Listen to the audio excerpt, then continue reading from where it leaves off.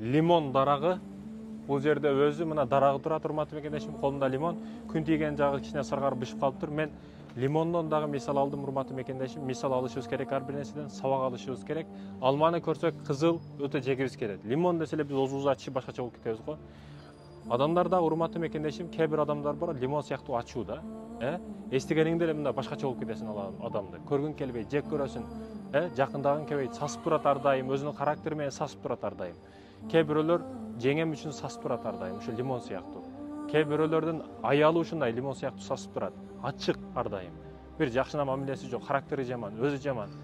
Урматтуу мекендешим, мен айткым келет, лимон сыяктуу болбо, алма сыяктуу таттуу ширин бол. Сени бир гана чай ичкенде эле шерик кылбасын бул лимон сыяктуу. Ар дайым шерик бол деген. Ар бир учурда доско дос, эгерде өмүр жолдош боло турган болсоң, татыктуу өмүр жолдош, ар бир учурда өзүңдүн ордуңду бил, жана татыктуу адам бол, урматтуу мекендешим. Ушул жөнөкөй лимондон мисал алсак болот экен. Жаратылышты карап ар бир нерседен мисал алсак болот. Мисалды көбөйт, урматтуу мекендешим. Бир жерге табият коюнуна барасың, бир жерге барасың, ар бир нерседен сабак алганга аракет кыл. Эгер экөөнү мына чирик болсо, бул буну дагы чиритет.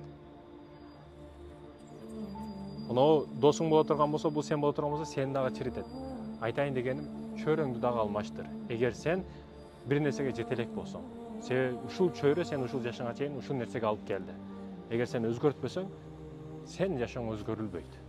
Жашооңду өзгөртүш кааласаң, чөйрөңдү өзгөрт, досуңду өзгөрт, айлан чөйрөңдү өзгөрт. Себеби ошол чөйрө сени ушул даражага жеткизди. Окей? Тамам.